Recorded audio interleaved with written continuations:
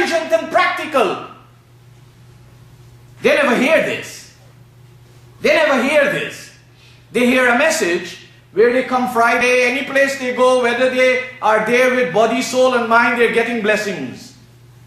Here I'm telling you a message that requires your full responsibility and accountability.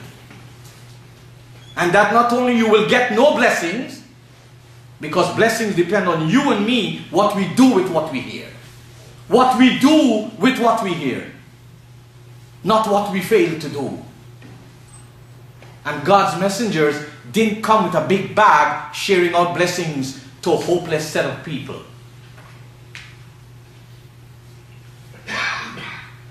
What we need to understand is that anytime you chose or I chose to take this path of guidance, we're going to be opposed. I can assure you that. Anytime you want to play games, then you will fall into the lot of the community where being a Muslim is no big thing. Being a Muslim is no big thing. Doing all the religious thing is no special thing. But anytime you want to follow the path of this messenger, where you will have to change your life, and change the course of direction, and change the direction of your family, and impact society in an uplifting manner, then I can assure you, you will have the enemies. Because nobody bothers with anybody who is a living dead. They're worried about people who are trying to resurrect the dead. That's the concern. Take it figuratively. That's our problem in society. That's the problem all over the Muslim world. Arab or non-Arab. That's the problem all over. That's the problem in the masjids. That's the problem in Islamic centers and organizations. Why? They're not building the human mind. They're not building human emancipation. They're just continuing to wrap chains around their people. Telling them when they're dead, they're going to get all the good they want.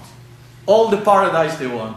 And the community that has been brought up to believe in the life when they're dead, why struggle for it when you're alive? That is why you see the average Muslim community is living in hell. And what they do on a daily basis, and on a weekly basis, and on a monthly basis, and a yearly basis, is in no way capable of taking them out. So this prophet had a challenge. The Qur'an tells us again in chapter 6, 112, that every prophet faced this kind of dilemma. Every prophet faced this dilemma. And I can assure you, if you decide to change today to be a better human being, a better Muslim, not this kind of wishy-washy Muslim that has nothing much to show for the life that he or she has lived, but a Muslim who is responsible and accountable, then your challenge will start from your own dear homes, your own friends, your own so-called people of your community, because then you will become somebody who starts to live. And that's where the challenge was. And the Qur'an tells us, and I'm only expounding on it and amplifying it. It tells us in chapter 6, 112, Surah Al-An'am, وَكَذَلِكَ جَعَلْنَا لِكُلِّ نَبِيٍّ. We have made it possible. We have allowed it. Allah has allowed human beings the freedom to behave as they choose. You and I can become the servants of Rahman. We can become the people who carry love and kindness and mercy and compassion and care and forgiveness and build society. You and I can do that. Or we can also become the shayateen of the earth. We can become the devils of the earth. How? Because we put aside divine guidance and we adopt the misguidance that we reveal unto one another. And here's the Qur'an speaking. وَكَذَلِكَ جَعَلْنَا لِكُلِّ نَبِيٍّ عَدُوٍّ. We have made it possible for every prophet to face the animosity, the enmity, to face the negative circumstances. Shayateen al-insi wal-jinn. And of course, this is the next big issue. I can't talk to you about jinn, it will take you 3 weeks. Muslims believe all the philosophies of Greek philosophy, Greek mythology, Roman culture, Persians, and Arab folklore about jinn, rather than take what the Qur'an says. Because if you talk to the average Muslim, a jinn is some kind of spooky creature, some kind of ghost, some kind of funny creature that they cannot even explain. There's tremendous evidence in the Qur'an to tell you that jinns are human beings. They are not spirits, they are not ghosts. You and I don't have to be scared of ghosts and spirits. I have to be worried about people like you, humans. And you have to be worried about people like me, a human. The humans that we see, the ins. Study the Arabic language. Ins are the category of human beings that are normally visible. Jinns are the category of human beings who operate behind the scenes. Who you think is causing the destruction of the planet? Some ghosts? Some spirits? Some demons? No.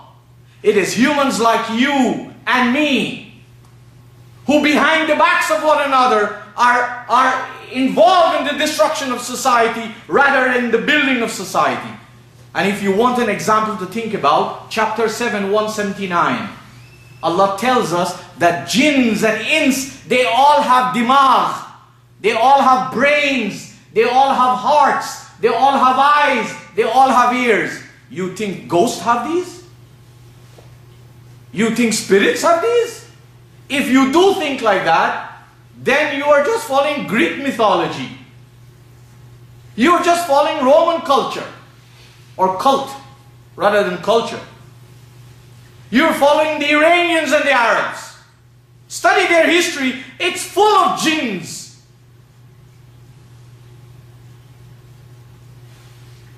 What the Qur'an is telling you and me, that every prophet was opposed by people, those on the scene and those behind the scene. And what these people do? These people, when they meet, يُوحِي بَعْضُهُمْ إِلَى بَعْضٍ زُخْرُفَ الْقَوْلِ غُرُورًا. What these people do when they meet one another, like what you and I do when we meet one another, we talk. And how many people speak sense? And how many people speak guidance? It's very, very few. We all have friends, we all have relatives, we all have colleagues, and we all speak. Speech is nobody pays to speak.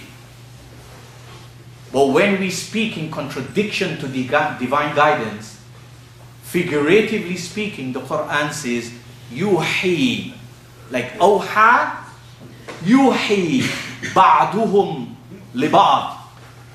They are like revealing to one another. They make up all kinds of stories to one another instead of the guidance of Allah. And today there is no shortage of stories about Allah, about His books, about His prophets. And that's why you see all these made up things don't help the people who believe in them and accept them. Because you and I cannot deal with anything but the real stuff. We need original things. We can't deal with things that are called false.